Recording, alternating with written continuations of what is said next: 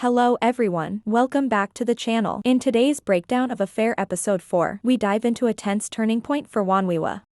The episode opens with Wonwiwa being summoned by the school's disciplinary teacher. She's been warned about a recent conflict with her friends. Even though Wonwiwa is brilliant and on track to pass her exams and become a doctor, the teacher reminds her that good behavior is just as important. One more slip-up, and her dreams of becoming a doctor could be at risk. A future Wonwiwa definitely doesn't want to jeopardize. But things take a sweeter turn after Wonwiwa and Plang confess their love for each other. Plang starts to realize how much Wonwiwa impacts her life every time she's down. It's Wonwiwa's smile that lifts her spirits. During a quiet holiday with no homework, Plang picks up her guitar and starts writing a song. Wonwiwa, curious, asks if the song is for her. Plang, a little embarrassed, admits she hasn't finished it yet and asks Wonwiwa to give her some space to work on it. Once alone, Plang starts pouring her emotions into the song, reflecting on all the things she admires about Wonwiwa, her smile, her optimism, her loyalty. Finally, Plang writes the line, asterisk, my world brightens when you look at me and smile. Asterisk, feeling inspired, she sets out to find a notebook and pen. But when she searches Wonwiwa's desk, Plang makes a surprising discovery, a folder filled with certificates. To her shock, Wonwiwa has won numerous awards in math, science, and physics during middle school. Plang is stunned because Wonwiwa never mentioned these achievements. In fact, she's always acted like she was just coasting through school. Plang starts to wonder if she's been missing something all along. She remembers Wonwiwa once saying, I'm not as smart as you, Plang, and now. Plang can't help but ask herself why Wonwiwa kept this hidden. While lost in thought,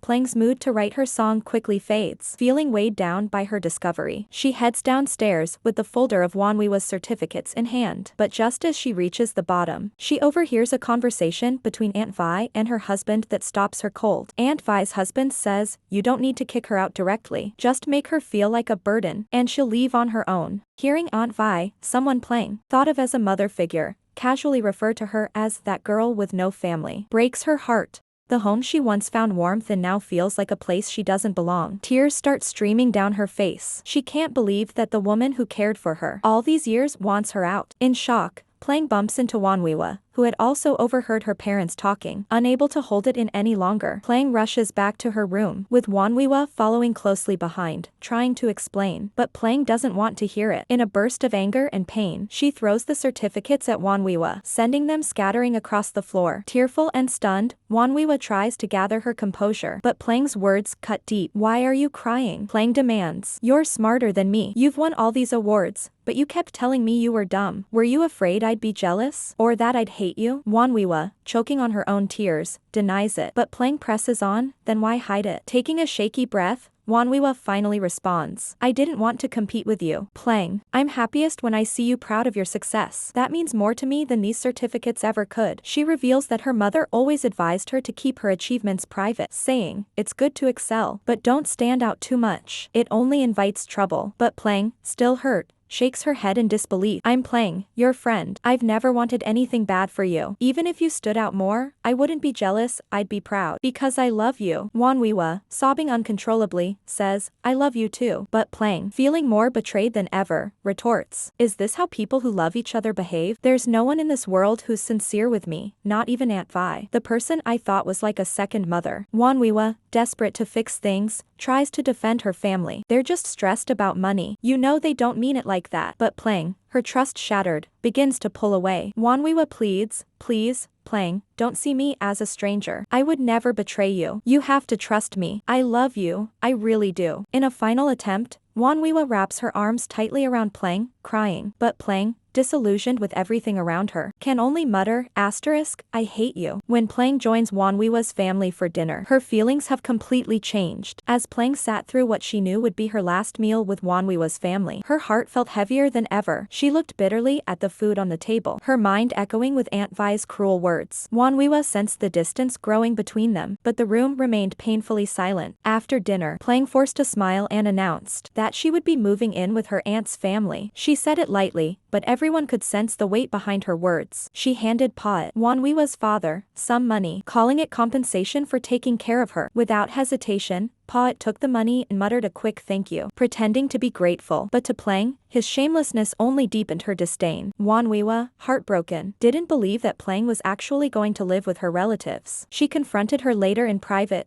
pleading for her to stay. You're leaving because of them, not me, right? I love you, Plang. I'm sincere with you. Don't go. Plang, her voice filled with anger and hurt, shot back. If you were so sincere, why hide all of this? She pointed at the certificates scattered on the table, her sarcasm sharp. Were you afraid I'd be jealous? So sincere, right? Frustrated and defensive, Wanwiwa shouted, don't look at me like that. I hid them because I didn't want to outshine you. I never wanted to compete with you. Plang, you're the one person I wanted to see succeed. I didn't need those certificates. I needed you. But Plang was too wounded to see the love behind Wanwiwa's words. Maybe you didn't mean harm, but I can't trust anyone anymore. Exhausted from the constant emotional turmoil, Plang asked to go to bed. That night, while Wanwiwa slept, Plang made up her mind. She quietly packed her belongings, leaving behind the life she once knew. It wasn't her relatives she was running to, she had no plans of staying with them. Instead, she was running away entirely, using the last bit of money her father had left her. She had already asked Frank's father for help finding a place to stay. Before leaving, she kissed Wanwiwa's forehead softly, whispering, I love you.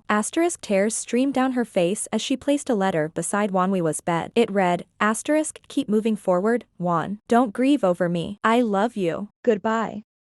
With that, she disappeared into the early morning, determined to build a life of her own. When Wanwiwa woke at 5 a.m. and realized Plang was gone, her world shattered. The guitar was missing, and the note left behind only deepened her heartbreak. She ran out of the house, sobbing, as if chasing a ghost, but she knew it was too late. Plang was gone, and the emptiness that followed was unbearable. In the weeks that followed, Wanwiwa spiraled. She searched for Plang relentlessly, clinging to the hope that she might return. Ek, always by her side, tried to comfort her. He told her that Plang would come back one day, but Wanwiwa's heart couldn't accept it. Her days became hollow. She dropped out of school, no longer caring about her future. She took up odd jobs, playing folk music at restaurants, barely scraping by. Even though she struggled to make ends meet, nothing compared to the pain of losing Plang.